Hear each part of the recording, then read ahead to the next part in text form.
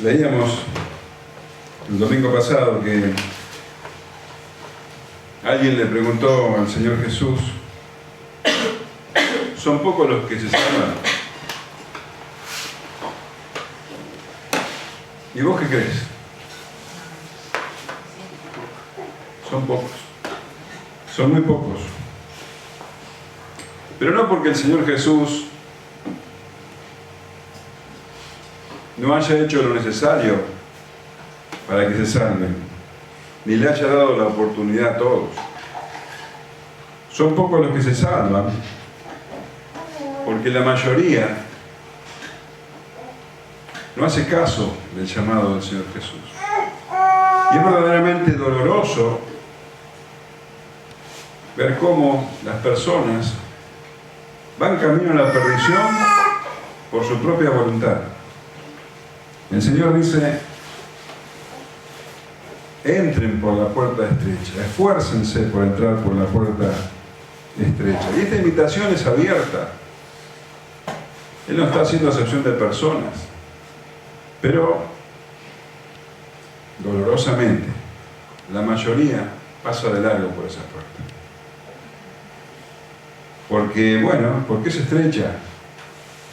Porque hay que esforzarse por entrar, porque hay que dejar afuera un montón de cosas. Hay que negarse a sí mismo, hay que hacer la voluntad de Dios,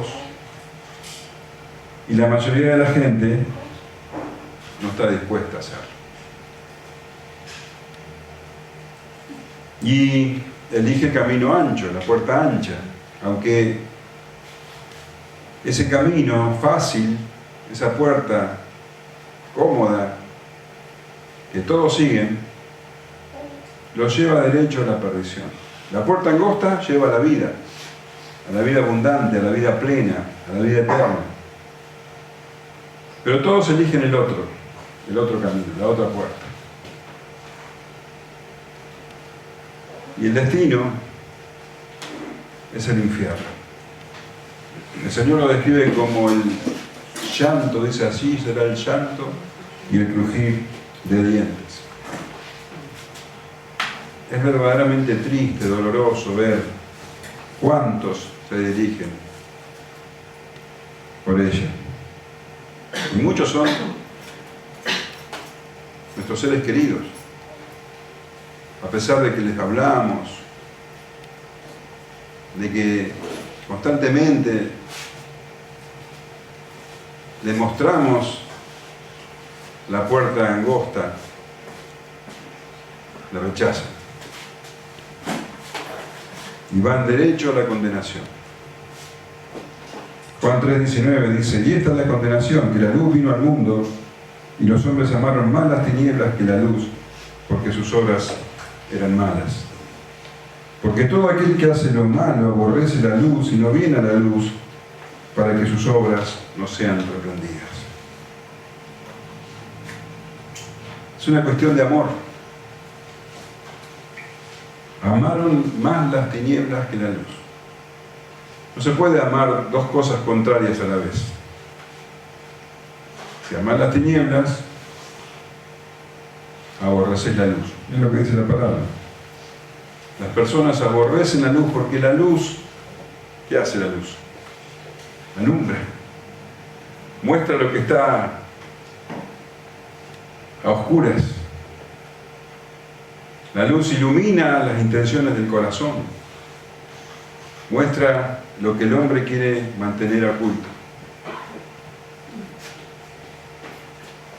Muestra la suciedad. Muestra la maldad.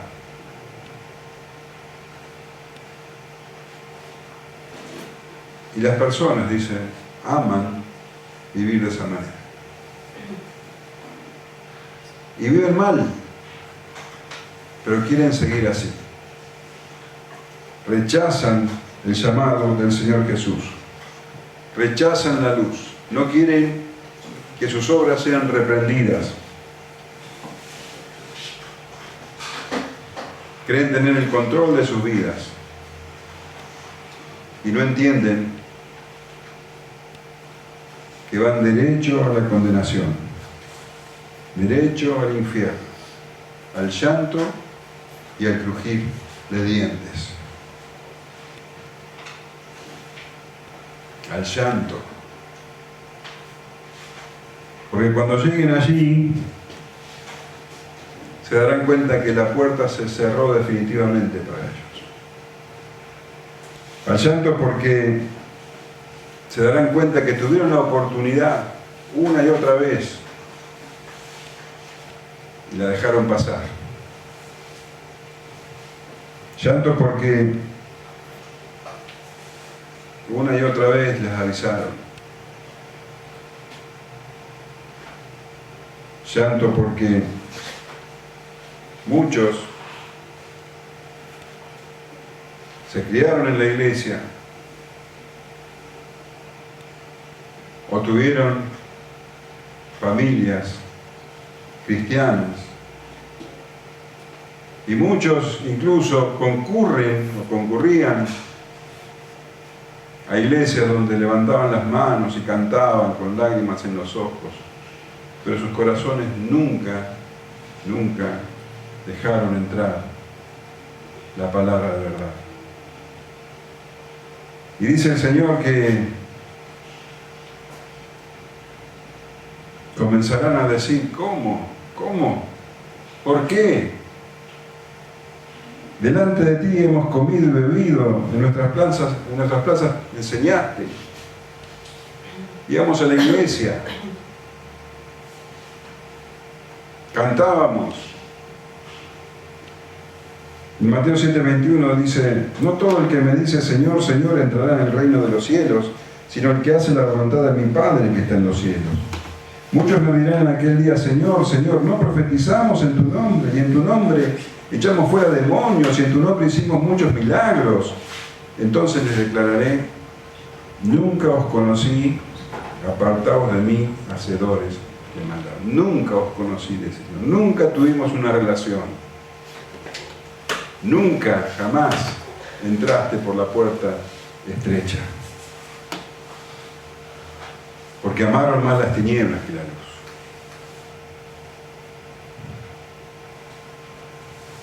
Y será el lloro, dice. Porque se darán cuenta que nada de lo que consideraban valioso, importante en esta vida, valía perder el alma. Porque ¿qué aprovechará el hombre, dice el Señor en Mateo 16:26, si ganare todo el mundo y perdiere su alma? ¿O qué recompensa dará el hombre por su alma? Allí será el llanto, el lloro, porque ya no habrá más esperanza, porque solamente queda por delante una vida, una eternidad, privada completamente de la presencia de Dios. Amaron las tinieblas y allí solo hay tinieblas. Tinieblas absolutas, oscuridad, temor, ansiedad, dolor, llanto. Y crujir de dientes. El crujir de dientes habla de ira irrefrenable, de rabia, de frustración, de furiosa envidia, porque están allí sin arrepentimiento. No es que van a ir al infierno y se van a arrepentir, no. Van a seguir pensando de que no merecían eso, que eran mejores que los demás, y que muchos de los que ellos se reían y se consideraban superiores ahora están gozando de la presencia de Dios en el cielo y ellos han quedado excluidos. Llanto y crujir de dientes. No queremos ese destino para nuestros seres queridos, no queremos ese destino para nadie. Por eso es doloroso ver cómo la gente se dirige a esa situación. Quisiéramos que escuchen, que se salven, pero aman las tinieblas, aman sus vidas pecaminosas, aman seguir así. El Señor dice, porque todo el que quiera salvar su vida, la perderá. Mateo 16, 25. Y todo el que pierda su vida por causa de mí, la hallará. Y es doloroso ver cómo desperdician la oportunidad. Pero si es doloroso para nosotros, ¿cuánto más doloroso es para el Señor Jesús? ¿Cuánto más doloroso es para Dios? Porque Él no envió al Señor Jesús a condenar al mundo. Juan 3:17 dice, porque no envió Dios a su Hijo al mundo para condenar al mundo, sino para que el mundo sea salvo por Él. Los que se pierden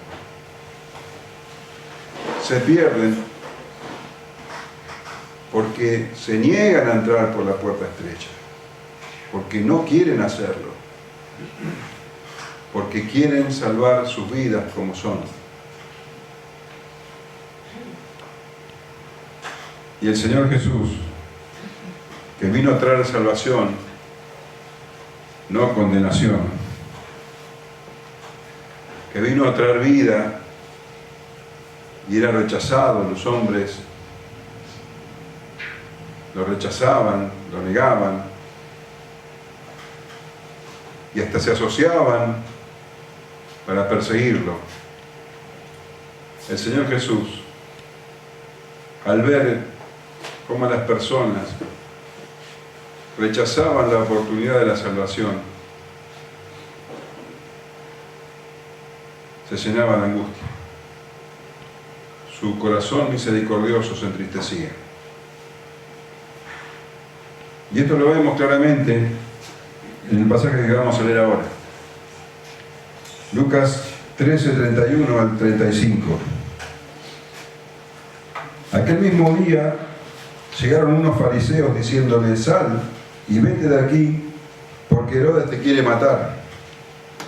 Y les dijo, id y decid a aquella zorra, he aquí echo fuera demonios y hago curaciones hoy y mañana, y al tercer día termino mi obra. Sin embargo, es necesario que hoy y mañana y pasado mañana siga mi camino, porque no es posible que un profeta muera fuera de Jerusalén. Jerusalén, Jerusalén, que matas a los profetas y apedreas a los que te son enviados. ¿Cuántas veces quise juntar a tus hijos como a la gallina a sus polluelos debajo de sus alas? Y no quisiste. He aquí vuestra casa os es dejada desierta.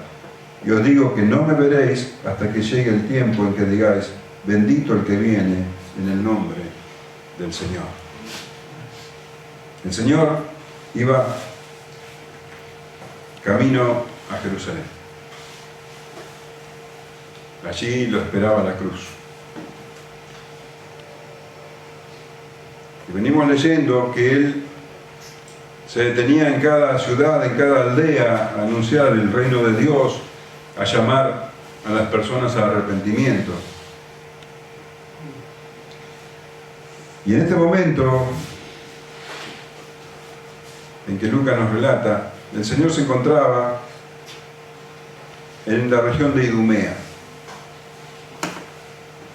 ya cercano a Judea, donde estaba Jerusalén. Esa región estaba gobernada por Herodes Antipas. Herodes era el rey que respondía al Imperio Romano, el rey que gobernaba Galilea, la región de Galilea y la región de Perea.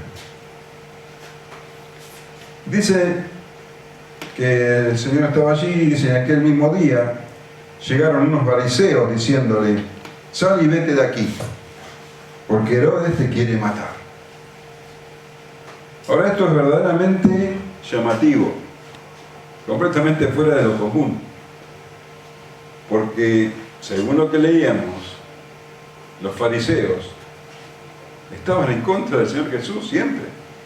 Ahora, ¿cómo es posible que estos hombres, estos fariseos, fueran delante del Señor Jesús a prevenirlo de un peligro? ¿No resulta sospechosa la actitud? Que unos fariseos vengan muy preocupados a decirle al Señor Jesús que se fuera de esa región porque Herodes quería matarlo. ¿No eran ellos los que siempre le ponían trampas al Señor Jesús, que lo acechaban, que querían encarcelarlo? Mirá lo que dice el Señor Jesús, lo que dice Lucas en el capítulo 11, versículo 53. Diciéndole a él estas cosas, los escribas y los fariseos comenzaron a estrecharle en gran manera y a provocarle a que hablase de muchas cosas, acechándole y procurando cazar alguna palabra de su boca para acusarle. Esa es la actitud general de los fariseos. Nunca de ayuda, al contrario. Siempre queriendo atraparlo, poniéndole trampas. Y de hecho el Señor Jesús le dijo a sus discípulos que tuvieran cuidado de estas personas. En el capítulo 12, versículo 1, les dice: guardaos de la levadura de los fariseos, que es la hipocresía. Eran unos hipócritas, falsos. Y ahora venían, supuestamente con buena intención, a decirle que se vaya de esa región, porque Herodes quería matarlo. Y nosotros conocemos a Herodes, Herodes Antipas, que era el hijo de Herodes el Grande. Herodes el Grande fue el que mandó a matar, ¿te acordás cuando se enteró que Jesús había nacido en Belén, que el rey de los judíos había nacido? Mandó a matar a todos los niños menores de 2 años de Belén y toda la región. Ese fue el padre de este Herodes. Ese Herodes el Grande era el rey de toda Israel, pero cuando murió se dividió en regiones que gobernaban sus hijos, sus descendientes. A este Herodes Antipas, le tocó, como te decía, la región de Galilea y de Perea. Ahora, Herodes Antipas comenzó a gobernar estas 2 regiones en el año 4 a.C. y hasta el año 39 después de Cristo, un montón de tiempo. O sea que todo el ministerio del Señor Jesús, cuando leemos Herodes, está hablando de este Herodes Antipas. Y te cuento que este Herodes Antipas era odiado por el pueblo, por los judíos. Lo odiaban. Porque era rey sobre ellos, pero no era judío, era idumeo. Entonces ya por eso lo odiaban. Pero más lo odiaban por la conducta que él tenía. Una conducta inmoral por completo. Y el colmo llegó cuando fue a visitar a su hermano, Felipe, y se enamoró de la esposa de su hermano, de Herodías. Y se la trajo con él. Se casó con su cuñada. Esto era una abominación. Esto estaba en contra de todo lo que Dios quería. Para los judíos era horrible. Y Juan el Bautista lo denunció públicamente, lo reprendió. ¿Y qué pasó? Herodes lo encarcela a Juan el Bautista. Pero no quería matarlo, porque sabía que el pueblo consideraba a Juan el Bautista un profeta, y él no se quería traer semejante problema. Pero Herodías, la esposa de su hermano, que ahora era su esposa, estaba enojadísima con Juan el Bautista. Entonces tramó y manipuló a su marido. Léelo, está en la escritura cómo fue, hasta que finalmente logró que Herodes le hiciera cortar la cabeza. Lo degolló, lo hizo degollar. Pero esto trajo consecuencias en la vida de Herodes. En primer lugar, porque, bueno, al pueblo esa actitud, eso que hizo, esa matanza, ese crimen, no le gustó nada, le trajo más odio de parte del pueblo. Pero además se llenó de temor. Su conciencia lo acusaba. Y resulta que después de matar a Juan el Bautista, empezó a escuchar que había otro hombre que tenía más poder que Juan el Bautista y que andaba por allí haciendo milagros. Y mirá lo que él pensaba.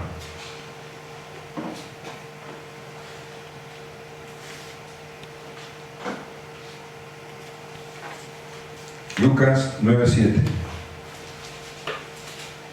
Herodes el tetrarca oyó de todas las cosas que hacía Jesús y estaba perplejo, porque decían algunos: Juan ha resucitado de los muertos, otros: Elías ha aparecido, y otros: algún profeta de los antiguos ha resucitado. Y dijo Herodes: a Juan yo lo hice decapitar. ¿Quién pues es este de quien oigo tales cosas? Y procuraba verle.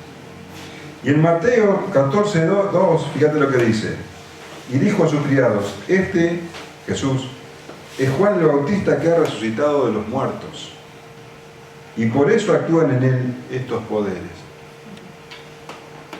Este rey creía que Jesús era Juan el Bautista que había resucitado, y temía a Jesús. Si era verdad lo que decían los fariseos que vinieron a hablar con el Señor, si verdaderamente Herodes hubiera querido matarlo, podría haberlo hecho, porque era el rey, tenía su ejército y podrían haber mandado al ejército que lo mate. Pero evidentemente no quería hacer lo mismo que hizo con Juan el Bautista. Ya había cometido un asesinato que le había tenido problemas, no quería cometer otro.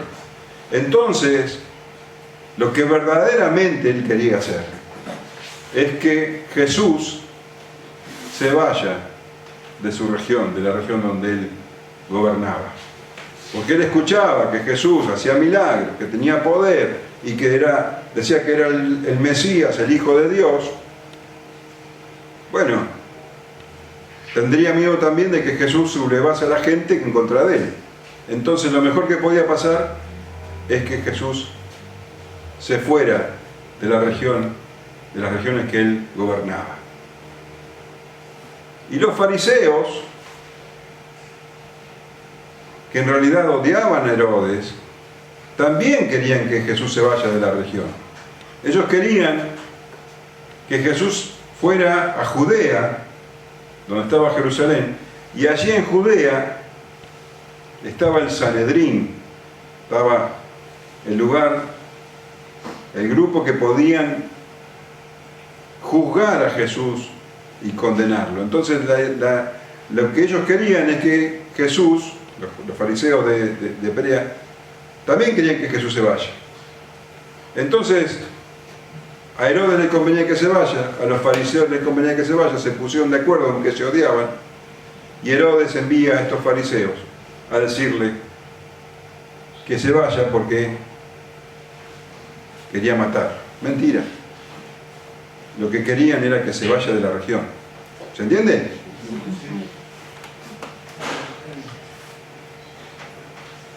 Pero Jesús, que conoce los corazones de las personas, se dio cuenta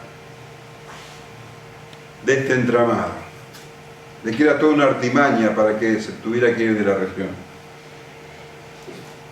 Que estos fariseos venían enviados por Herodes.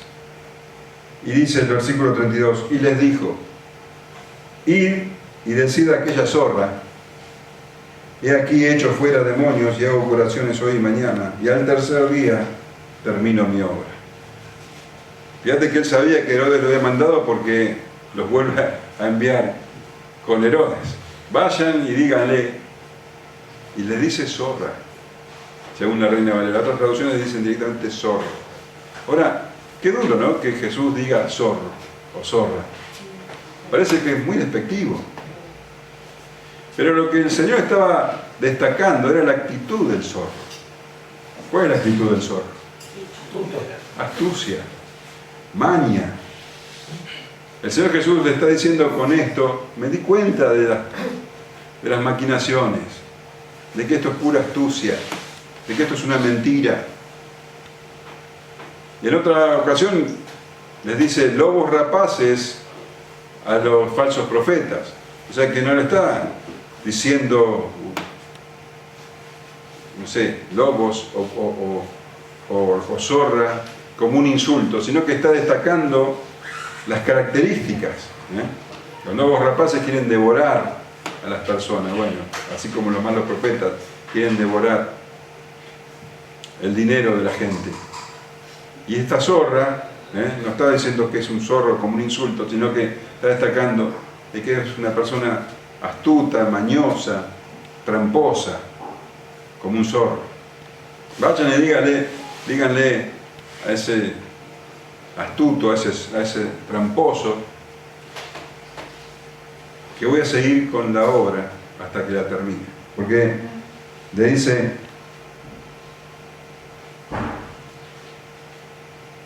hago curaciones hoy, echo fuera demonios, y hago curaciones hoy y mañana, y al tercer día termino mi obra. Ese era hoy y mañana y al tercer día, era un dicho común en esa época. Fíjate que en el siguiente versículo también dice algo parecido. Hoy, mañana y pasado mañana. Lo que está diciendo es que voy a continuar a hacer esto hasta que termine. Esa era una forma coloquial de hablar. Hoy, mañana y pasado voy a continuar haciendo lo mismo. Y lo voy a hacer hasta que termine. El Señor Jesús le dice, vayan y díganle a Herodes que por más que me amenace, voy a seguir haciendo las cosas que tengo que hacer hasta que termine la obra por la cual vino al mundo, que es dar su vida por los pecadores. Así que el Señor, más allá de las amenazas, iba a continuar haciendo lo que Él tenía que hacer. Y también le manda a decir de paso que Él lo que estaba haciendo era curar enfermos, echar fuera demonios. No estaba tramando nada en contra de Herodes, no tenía por qué andar teniendo miedo de que levante a su leve a la gente, porque Él no se estaba dedicando a eso. Él vino a traer el reino de Dios, que era un reino diferente al de los hombres. Herodes no tenía que temer que Jesús fuera a revolucionar nada. Él continuaría sanando gente, echando fuera demonios, hasta que concluya su obra. Pero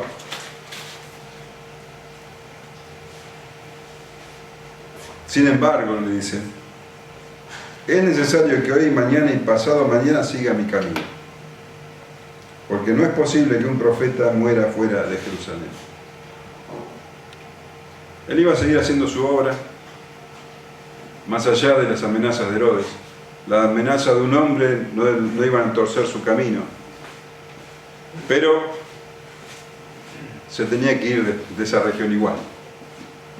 No se iba a ir por miedo a Herodes, se iba a ir porque tenía precisamente que ir a Jerusalén, porque dice el Señor, no es posible que un profeta muera fuera de Jerusalén. Qué terrible lo que el Señor dice de esa ciudad, porque Jerusalén era conocida como la ciudad santa, pero la ciudad santa era el lugar donde más profetas y enviados de Dios habían asesinado. Fíjate lo que dice Segunda de Reyes 21:16.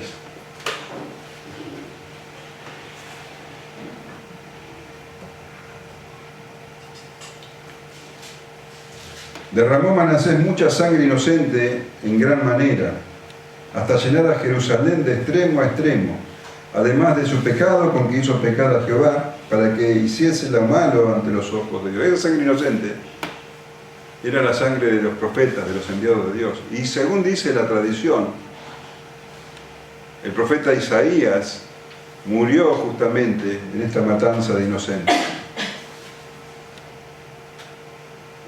En Hebreos 11:37 dice, fueron apedreados, aserrados, puestos a prueba, muertos a filo de espada, aserrados. Y así es como dice la tradición que murió Isaías, aserrado. Cuentan que lo metieron dentro de un tronco hueco y lo cortaron en dos. Eso es lo que hacían con los profetas.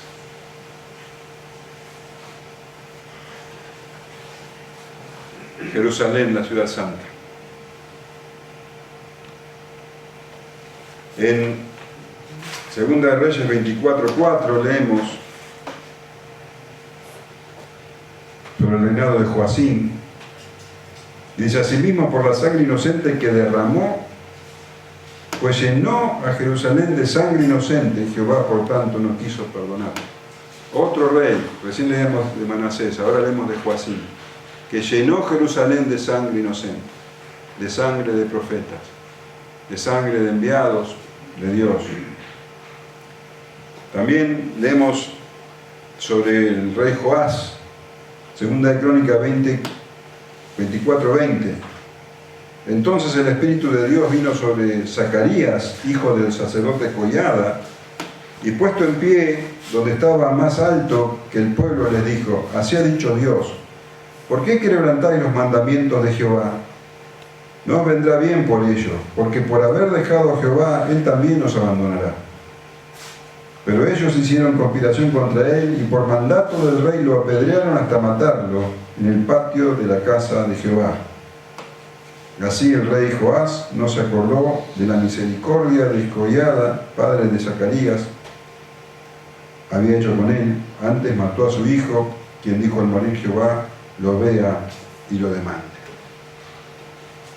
Lo mataron, dice, en el patio de la casa de Jehová, en el templo. En el patio del templo, allí mataron a este profeta. Sangre inocente, derramada en Jerusalén. Y el Señor relató una parábola en otra ocasión sobre esta oscura historia de Israel, de matar a los profetas, historia que culminaría con la propia muerte del enviado del Hijo de Dios. Lucas 20:9 dice: comenzó luego a decir al pueblo esta parábola. Un hombre plantó una viña y la arrendó a labradores y se ausentó por mucho tiempo. Y a su tiempo envió un siervo a los labradores para que le diesen del fruto de la viña. Pero los labradores le golpearon y le enviaron con las manos vacías. Volvió a enviar otro siervo, mas ellos a este también golpeado y afrentado le enviaron con las manos vacías. Volvió a enviar un tercer siervo, mas ellos también a este echaron fuera herido. Entonces el señor de la viña dijo: ¿qué haré? Enviaré a mi hijo amado. Quizás cuando le vean a él le tendrán respeto. Mas los labradores al verle discutían entre sí diciendo: este es el heredero, venid, matémosle para que la heredad sea nuestra. Y le echaron afuera de la viña y le mataron. ¿Qué pues les hará el Señor de la viña? Vendrá y destruirá a estos labradores y dará su viña a otros.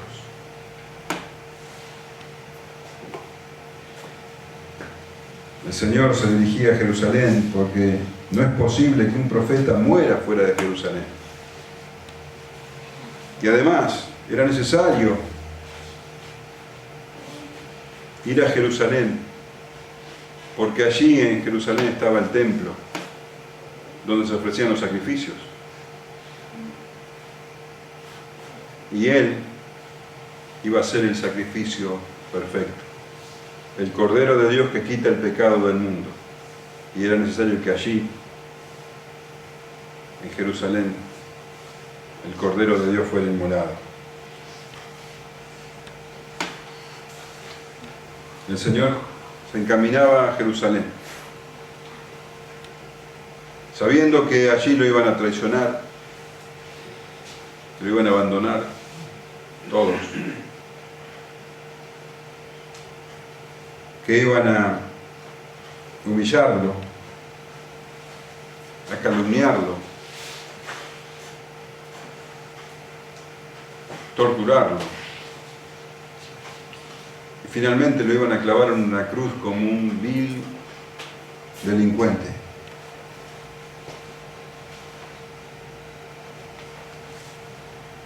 El justo juicio de Dios iba a caer sobre esa ciudad o sobre los habitantes.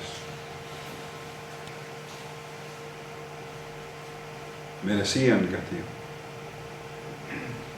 Pero el corazón compasivo y misericordioso del Señor se dolía por ellos.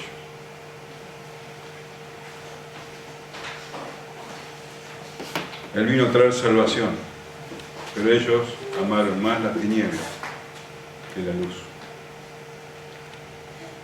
Y el Señor se lamentó: Jerusalén, Jerusalén, que matas a los profetas y apedreas a los que te son enviados. ¿Cuántas veces quise juntar a tus hijos como la gallina sus polluelos debajo de sus alas, y no quisiste?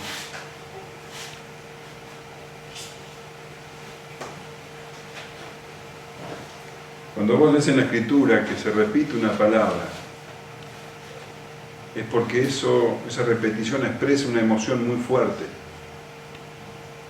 El Señor dice: Jerusalén, Jerusalén. Refleja una gran tristeza.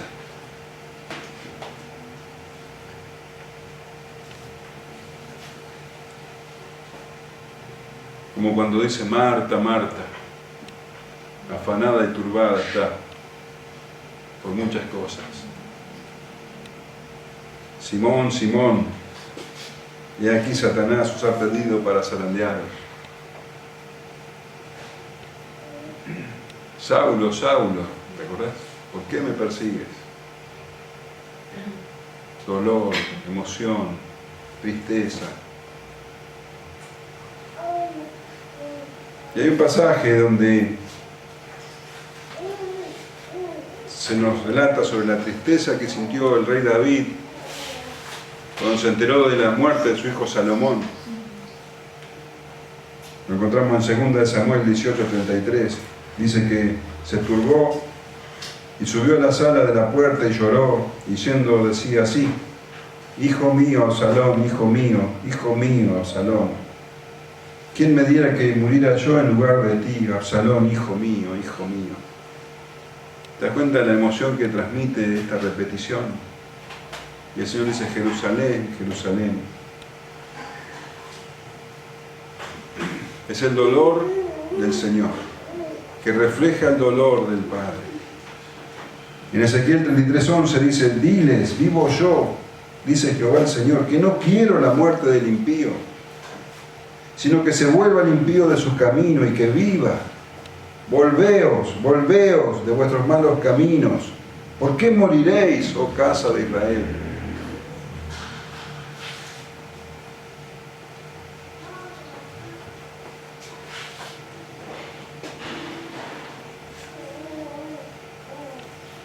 Unos pocos meses después, el Señor llegaría finalmente a Jerusalén. Vos sabés que iba a ser recibido con honores, iban a tirar hojas de palmas a su paso, y que iban a decir: bendito el que viene en el nombre del Señor. Pero esa gente, 5 días después, iba a ser la misma que iba a gritar: crucifíquenlo, crucifíquenlo. Cuando el Señor llegó a las puertas de Jerusalén, antes de entrar, lloró por ella. Leemos en Lucas 19:41: y cuando llegó cerca de la ciudad, al verla, lloró sobre ella, diciendo: oh, si también tú conocieses, a lo menos en este tu día, lo que es para tu paz.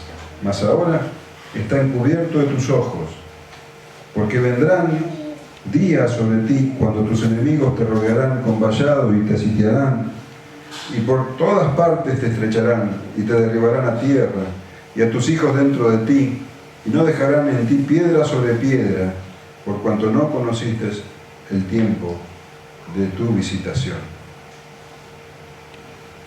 Y ahora el Señor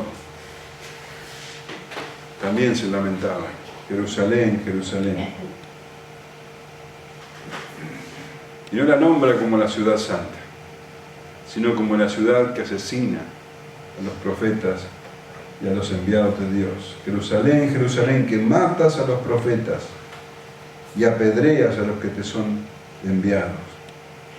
Y fíjate que el Señor no está hablando en pasado, no está diciendo: Jerusalén, Jerusalén, que mataste a tus profetas y apedreaste a los enviados. Está hablando en presente. Quiere decir que seguían haciendo lo mismo, seguían rechazando a los enviados de Dios y iban a llegar al extremo de asesinar al Hijo de Dios. Y el Señor, lejos de maldecir a la ciudad que lo merecía, se lamenta por ella.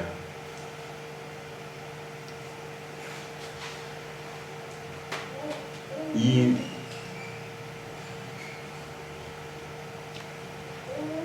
habla de una imagen poderosísima, inolvidable y llena de ternura. Dice: ¿cuántas veces quise juntar a tus hijos como la gallina sus polluelos debajo de sus alas, y no quisiste?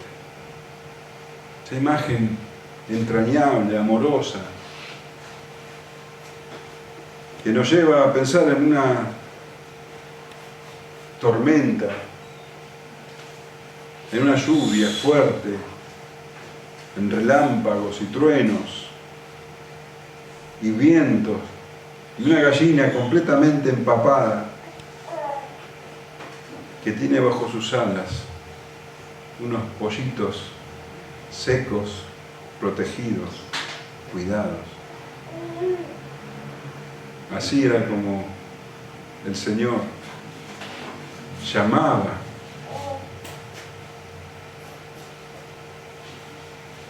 a los hombres. ¿Y qué dice?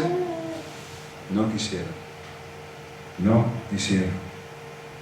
Y tanta obstinación, tanta dureza de corazón, finalmente tiene consecuencias. He aquí, dice el Señor, vuestra casa os es dejada desierta. Y os digo que no me veréis hasta que llegue el tiempo en que digáis: bendito el que viene en nombre del Señor. Rechazar tanta misericordia, con tanta obstinación, trae como resultado la condenación. El Señor dice: he aquí. He aquí significa miren, miren lo que les espera, miren esto. Vuestra casa os es dejada desierta.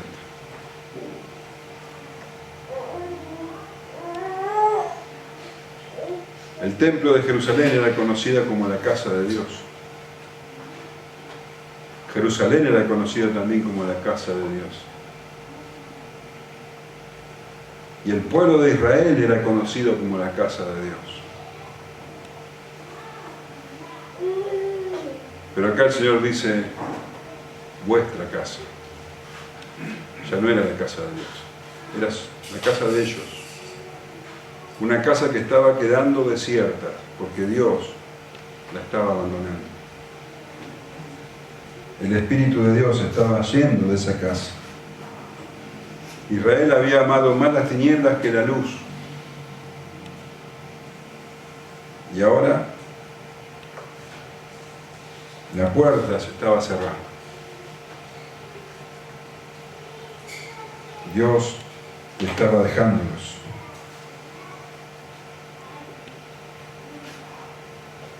Y esta palabra se cumpliría. completamente.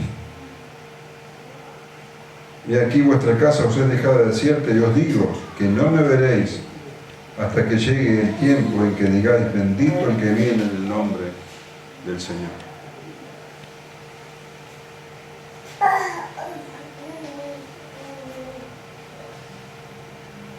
Unos 40 años después, el ejército romano, bajo el general Tito, iba a entrar en Jerusalén, iba a derrumbar por completo la ciudad. Y el pueblo de Israel iba a quedar diezmado y los sobrevivientes iban a ser esparcidos por el mundo. Esto era producto de que la casa quedaría desierta. Y esto fue anunciado por los profetas. En 1 Reyes 9:7 dice, y cortaré a Israel de sobre la faz de la tierra que les he entregado, y esta casa que he santificado mi nombre, yo la echaré delante de mí, e Israel será por proverbio y refrán a todos los pueblos, y esta casa que estaba en estima, cualquiera que pase por ella se asombrará y se burlará, y dirá, ¿por qué ha hecho así Jehová a esta tierra y a esta casa? En Jeremías 12:7 dice, he dejado mi casa, desampararé mi heredad, he entregado lo que amaba mi alma en manos de sus enemigos. Y el Señor Jesús va a decir el destino de Jerusalén con todo detalle. Lucas 21:20 dice, pero cuando viereis a Jerusalén rodeada de ejércitos, sabed entonces que su destrucción ha llegado. Entonces los que estén en Judea huyan a los montes, y los que en medio de ellas váyanse, y los que estén en los campos no entren en ella. Porque estos son días de retribución para que se cumplan todas las cosas que están escritas. Mas ay de los que están encintas, de las que están encintas y de las que críen en aquellos días, porque habrá gran calamidad en la tierra e ira sobre este pueblo, y caerán a filo de espada y serán hollados, llevados cautivos a todas las naciones, y Jerusalén será hollada por los gentiles hasta que los tiempos de los gentiles se cumplan.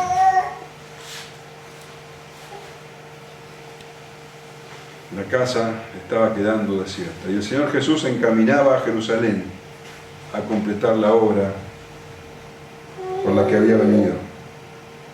Allí sería clavado en una cruz. Y así culminaría su obra de redención. Llevaría sobre sí la ira de Dios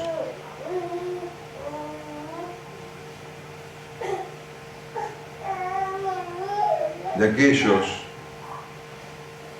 que creerían en Él a lo largo de la historia, hasta que Él vuelva por segunda vez. El Señor culminaría con su obra, pero esos que lo negaron, esa generación, como dice Isaías, ¿quién la contará? Y os digo que no me veréis hasta que llegue el tiempo en que digáis, bendito el que viene en el nombre del Señor. El Señor moriría en esa cruz y resucitaría, pero se presentaría solo a sus escogidos. Ellos nunca más lo verían hasta su regreso. Y eso es lo que dice Apocalipsis. Apocalipsis 1:7 dice, aquí vienen con las nubes y todo ojo lo verá, y los que le traspasaron. Y todos los linajes de la tierra harán lamentación por él. Sí, amén. Lo verán y se lamentarán, porque será el llanto y el crujir de dientes. La puerta se cerró para la nación de Israel, pero sigue abierta para todos aquellos que escuchan el Evangelio, se arrepienten de sus pecados y creen.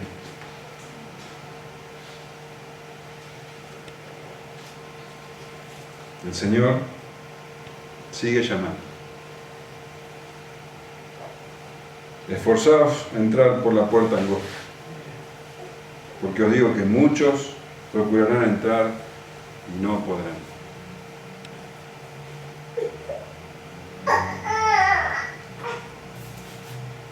¿Son pocos los que se salvan? Son pocos, sí. Pero asegúrate de estar entre ellos. Asegúrate de ser uno de esos salvos. Porque si dejas pasar la oportunidad, un día la puerta se va a cerrar. Y al que no entró, para él será el lloro y el crujir de dientes. Amén.